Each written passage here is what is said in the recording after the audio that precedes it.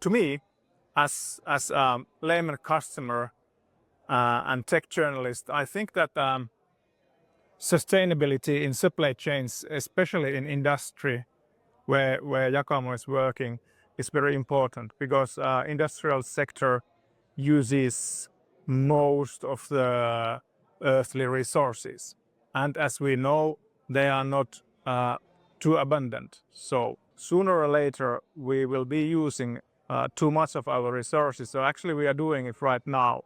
So this means that if we don't know how to be more careful with our resources, we are aiming towards very tricky situations within the globe, within our, even in developed countries like Finland, there will be lots of problems. That's why I'm very keen of this idea of having a seminar like this.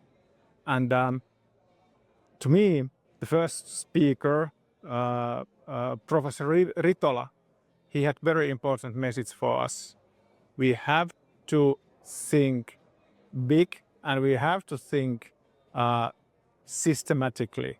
So how we can change our ecosystems. It's not going to happen very fast, but it is not going to happen at all if we don't act. And I think that's the main message that I'm taking home from here.